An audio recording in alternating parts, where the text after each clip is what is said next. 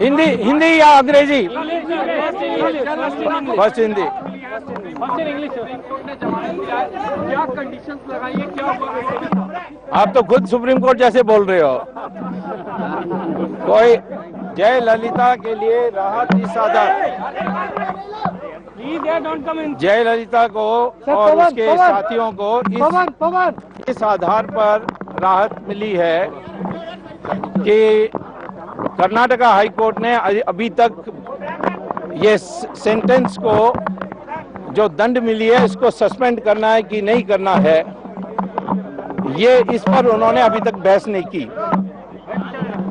तो कोर्ट ने कहा कि पहले शर्त हम रख रहे हैं कि सारे अपील जो आपके लिए जो कागजात हैं वो 35,000 पन्ने के कागजात हैं, उसको आप पेपर बुक में बनाकर बाइंड करके सुप्रीम कोर्ट को 18 दिसंबर को देंगे और हम एक दिन का भी इसके लिए एडजर्नमेंट नहीं देंगे। और यदि आप 18 दिसंबर को ये प्रस्तुत नहीं करेंगे, जिसमें मुझे भी एक कॉपी देनी पड़ेगी, तो फिर उसकी बेल कैंसिल हो जाएगी। नंबर 1। नंबर 2 कि जयललिता के लिए नारीमन ने उनके वकील ने आश्वासन दिया कोर्ट को कि वो खुद एक चिट्ठी लिखेगी सारी पार्टी के प्रमुख लोगों को कि कोई हिंसा तमिलनाडु में नहीं हो सकती और जजेस के बारे और किसी के बारे कुछ अनाप शनाप बात नहीं कर सकेंगे। उन्होंने ये भी कहा जजेस ने कि हम ये जो आश्वासन दिया है इसको नोट करते हुए कहते हैं कि यदि सुब्रमण्यम स्वामी कोई बयान देता है कि मेरे साथ या मेरे अन्य लोगों के साथ कुछ भी हिंसा का कोई घटना हुई है तो तुरंत हम यहाँ आपको बुला करके उसकी बेल कैंसिल करने की सुनवाई सुनेंगे। तो इसीलिए अब कर्नाटक में और तमिलनाडु में शांति रहने की आवश्यकता है और यदि कोई ऐसी घटना मिल जाए जिसका सरकार उसको दबाती नहीं है, उसके लिए सही करती है, तो मैं आकर सुप्रीम कोर्ट में एक पिटीशन फाइल करूंगा।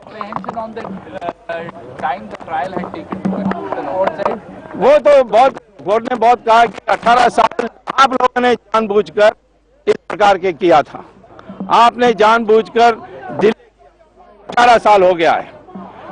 तो इसीलिए मैं आपसे मैं तो आपसे ये कहता हूं कि ये बेल जो है मामूली है और मुख्यतः जिसके लिए मैंने भी विरोध नहीं किया वो था कि वो बीमार महिला है, उसके लिए इलाज के लिए वो अपने घर में बैठनी चाहिए, घर से बाहर नहीं जाएगी दिसंबर 18 तक।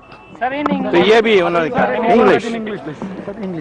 The issue on which the bail was considered today by the Supreme Court was the fact that the Karnataka High Court has not yet decided on whether the judgment should be, the sentence should be suspended or not.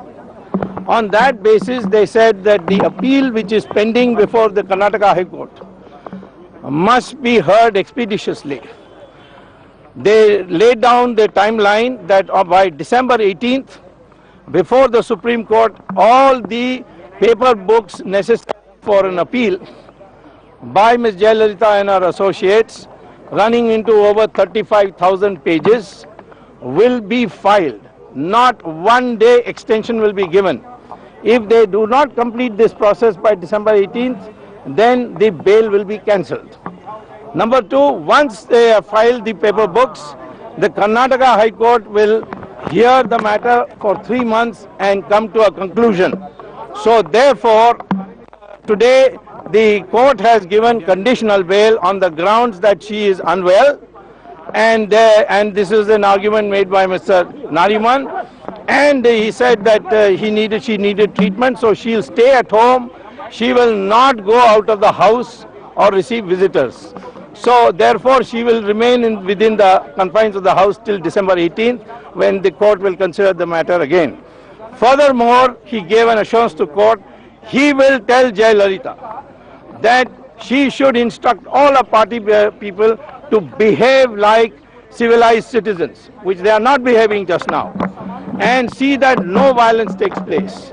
At that stage, the Chief Justice remarked, if Mr. Subramaniam Swamy makes a statement that he has been attacked or somebody else has been attacked, we'll take it seriously and we will again consider what to do about our bail.